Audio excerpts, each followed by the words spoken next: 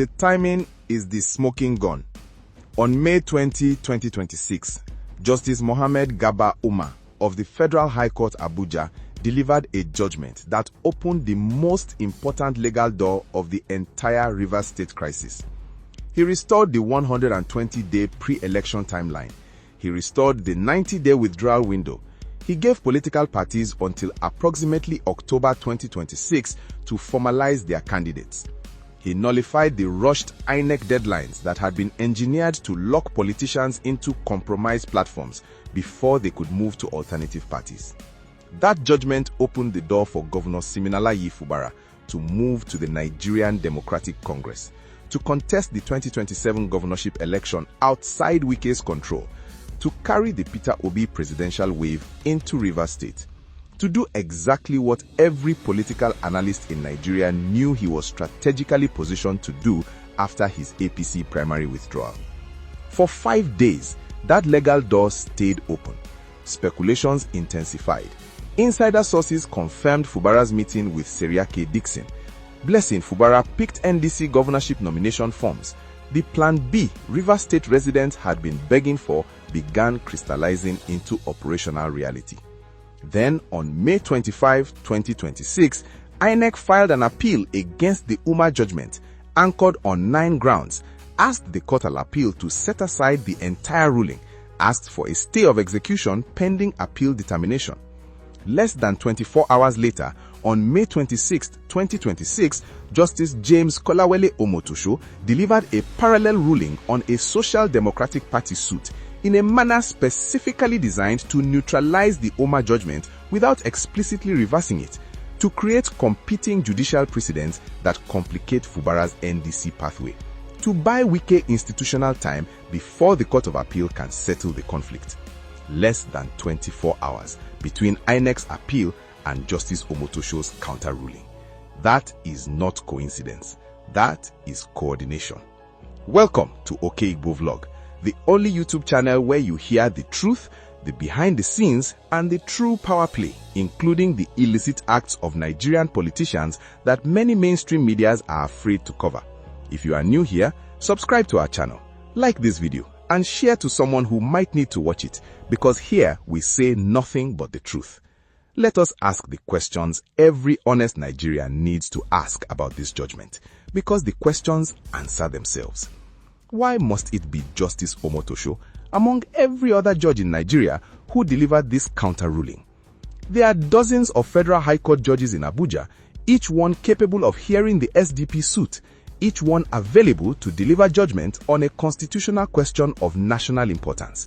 Yet the case landed before Justice Omotosho, the same judge whose pattern of Wike favoring judgments has been documented by Chidi Odinkalu across multiple major Nigerian publications.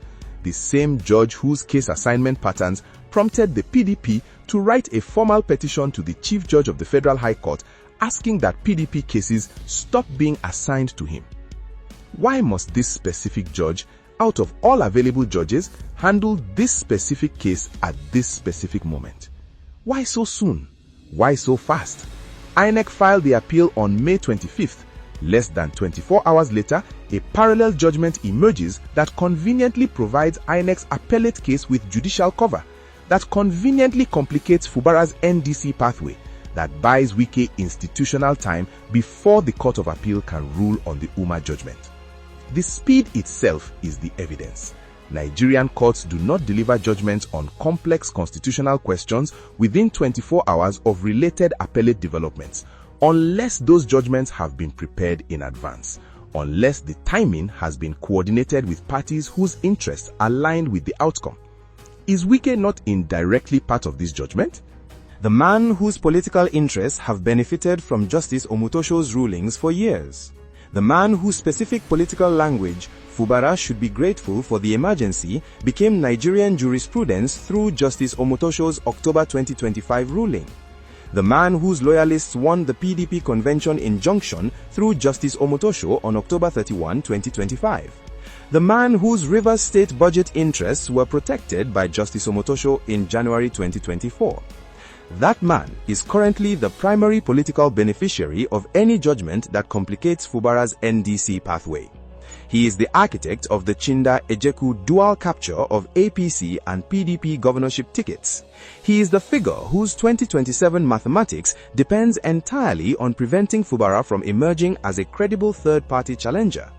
Is it conceivable that Justice Omotosho, who has consistently delivered Wike-favoring judgments across multiple jurisdictions and subject matters, delivered this latest ruling without any connection to Wike's strategic interests?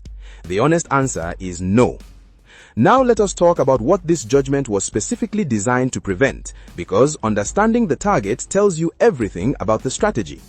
Fubara was on the verge of moving to NDC.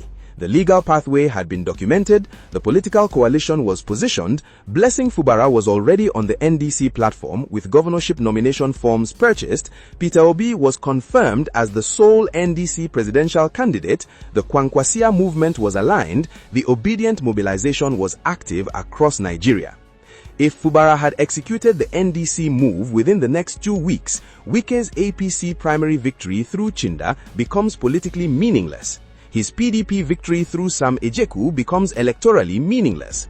Both his candidates would face a sitting incumbent governor with executive powers, public sympathy, and the Peter Obi presidential wave.